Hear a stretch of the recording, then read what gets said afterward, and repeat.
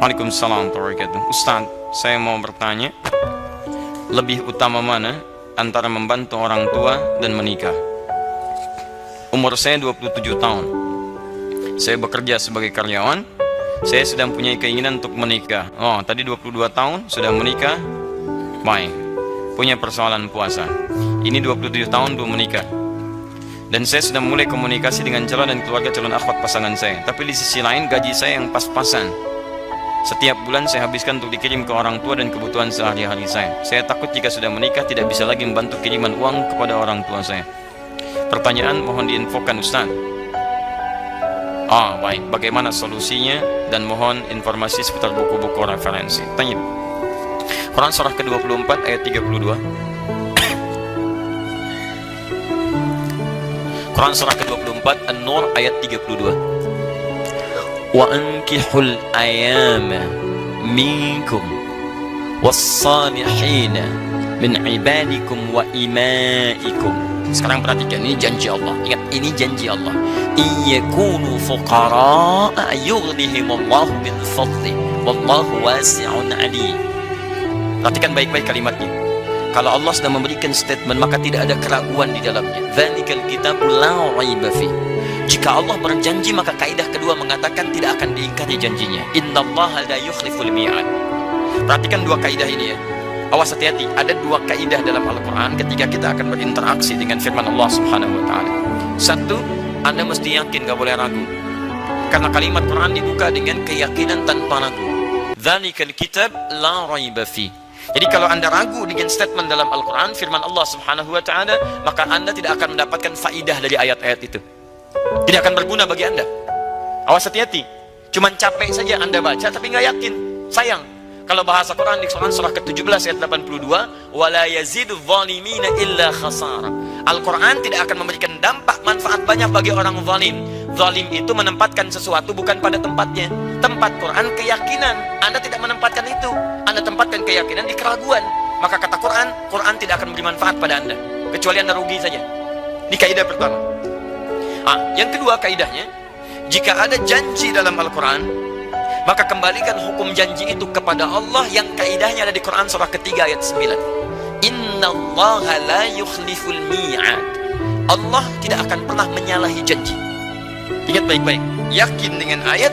Jika ada janji, yakini janji, maka Allah tidak akan pernah mengingkari janji. Modal ini Anda ambil, maka Allah akan berikan segala hal yang tercantum dalam ayatnya. Allah mengiringi Anda dalam kehidupan harian dan capaian rencana-rencana Anda. Sekarang Anda punya rencana Anda untuk pernikahan. Anda katakan, saya khawatir ketika menikah tidak punya cukup biaya untuk menghidupi rumah tangga. Sementara ada orang tua yang sekarang tengah saya biayai. Saya terjebak di dilema di antara dua cinta. Cinta kepada ibu, cinta kepada calon untuk dinikahi. Mana yang harus diutamakan? Perhatikan janji dan solusi Allah di sini. Lihat kalimatnya baik-baik. Wa ankihul ayama minkum was-salihin min ibadikum wa imaikum. Hey, saya ulangi. Orang-orang yang tengah sendirian, single. Kalau jomblo agak kurang enak ya. Hey, orang-orang yang masih single. Ya, ayo dorong mereka untuk mau menikah. Dorong untuk mau menikah. Tentunya dengan syarat-syarat yang telah ditentukan dan berlaku syarat ketentuannya. Ingat, tidak semuanya setiap yang sendirian itu menikah. Hati-hati ya, ada ketentuan-ketentuan yang terurut di situ. Ada kemampuan secara, awas hati-hati, secara mental, secara fisik, ada secara materi yang cukup untuk kepernikahannya dan turunan-turunan yang lainnya. Sekarang kalau Anda memenuhi itu, maka kata Quran, ayo dorong untuk menikah. Daripada nanti, maaf ya, keadaan Anda tumbuh berkembang, fisik Anda berkembang, emosi berkembang, ada kontrol yang tidak mulia di dalamnya, maka terjebak dalam perbuatan maksiat di situ. Maka dorong untuk menikah. Bahkan status tidak menghentikan sunnah pernikahan terjadi. Mau Anda merasa orang bebas ataupun maaf dalam perawatan orang lain. Ya, maka dalam dulu ada kondisi perbudakan. Datang Islam dihapuskan perbudakan. Cara menghapuskannya ada dengan pernikahan, ada dengan pemberian, ada dengan kemudian pembebasan diberikan infak, sedekah atau pembebasan tertentu.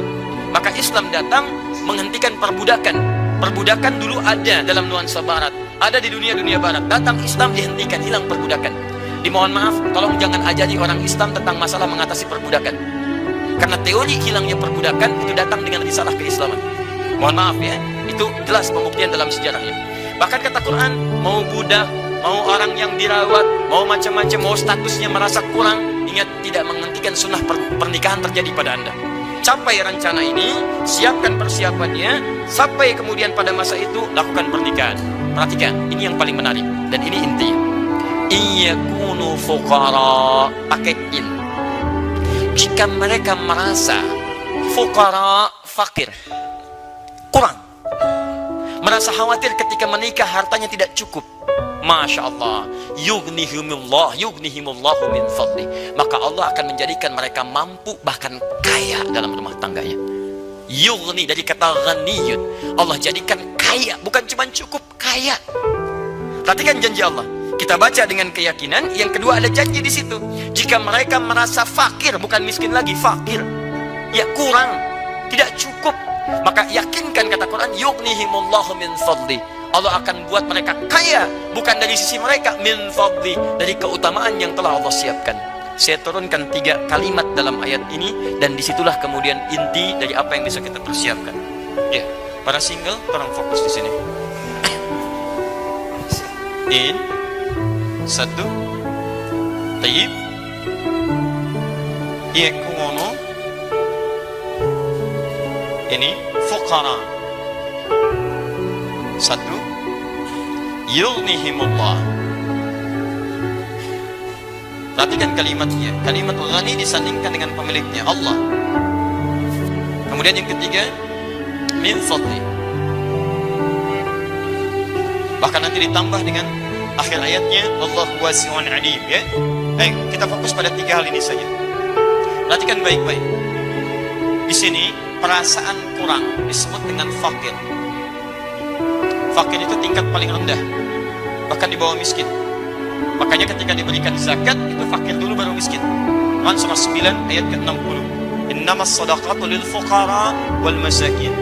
Miskin punya pekerjaan, tapi hasil dari pekerjaan tidak mencukupi, kemudian ya, tidak mencukupi dari kebutuhan-kebutuhan yang dirasakan perlu untuk diselesaikan. Fakir, pekerjaan nggak ada, nggak jelas, dan tidak ada pendapatan yang jelas untuk memberikan penghasilan untuk membantu pada kebutuhan-kebutuhan. Ini fakir. Jamaknya fuqara. Perhatikan, Quran mengambil yang paling dalam, yang paling rendah. Bahkan jika kalian pun merasa fakir, bukan miskin, fakir, ini berada dalam tingkat yang sulit, kayaknya nggak bisa saya nih. Sulit, bagaimana caranya? Tapi menariknya, kalimat itu diungkapkan menggunakan in. Ini yang paling menarik. Awas, lihat baik-baik ya. Ini ada inna, ada anna, ada in, dijadikan takhfif. Jika in bersanding dengan kana dan terusannya, in bersanding dengan kana, yakunu, dan seterusnya, maka Anda mesti perhatikan. Lihat baik-baik. Kalau setelah kana, yakunu ini kata kerja, verb, maka fungsi in di sini untuk memberikan taukid, penguat hukum. Contoh, Quran surah 3 ayat 31, paling tinggi sebelah atas. Qul in kuntum tuhibbunallah.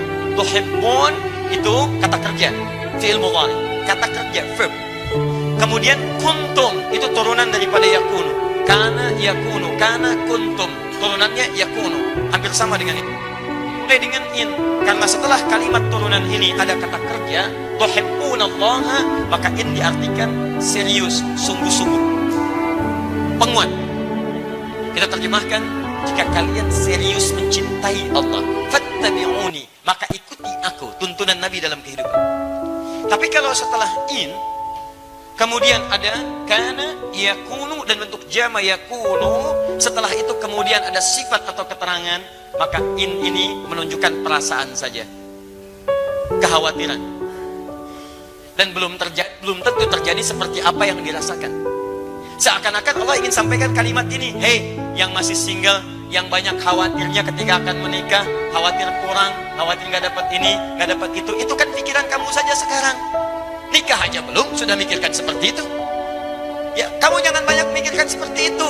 Ini kalau kita baca dengan terjemah balaghah, kamu jangan banyak khawatir, karena hukum single beda dengan hukum rumah tangga. badminton double aja beda dengan single. Jadi ketika antum suasana single, pemikiran single jangan dibawa ke pemikiran rumah tangga.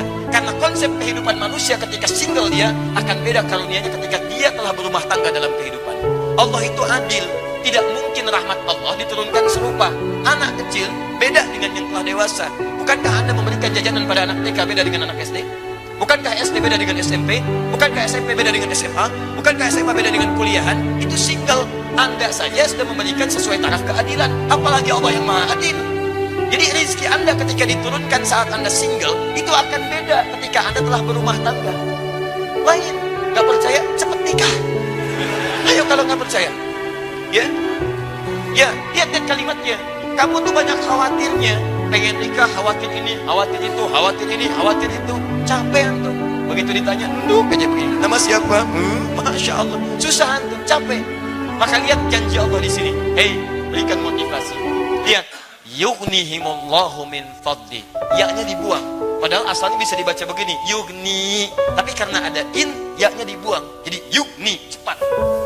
Ada ya, bacanya panjang, yugni. Tidak ada ya, baca cepat, yugni. Dalam kalimat balaghah ini bisa dibaca. Kalau satu bacaan dari panjang jadi pendek, dipendekkan, itu artinya menunjuk sesuatu yang cepat. Seakan Allah ingin katakan, kalau kamu banyak khawatir sebelum menikah, saya buktikan setelah menikah saya akan percepat kebutuhan kamu untuk didapatkan. Nih, Allah jadikan kamu yugni, bahkan kaya, cukup kaya. Masya Allah. Lihat kaidahnya, Quran yakin. Kedua, janji tidak mungkin janji itu akan disalahi. Allah pasti menepati janjinya. Dua hal. Anda single, Anda banyak khawatir, buang kekhawatiran kata Quran. Anda menikah, maka Allah janjikan Anda akan mendapatkan apa yang Allah janjikan seperti ini. Dari mana? Ini yang harus Anda baca. Fokus baik-baik, lihat baik-baik. Ustadz, apakah hukum ini berlaku pada setiap yang single kemudian dia menikah langsung bisa kaya atau cukup? Tidak. Kecuali lihat bagian ketiganya ini diikuti. Anda tidak ikuti ini, maka Anda tidak akan mendapatkan yang dijanjikan ini.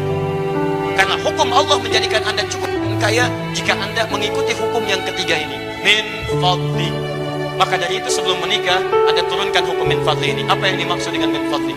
Bagaimana caranya mendapatkan keutamaan ini? Seperti apa ini diikuti? Bagaimana cara menitinya? Demi Allah saya katakan, saya sudah mencoba untuk mengamalkan apa yang disampaikan Quran ini, dan hasilnya tidak akan pernah ada janji Allah yang disalahi. Semua terjadi teman-teman sekalian. Janji kekayaan hati, janji kenikmatan dalam kenyamanan, janji suka dalam duka, janji segala yang tercukupi. Demi Allah saya katakan, ini kuncinya ada di sini.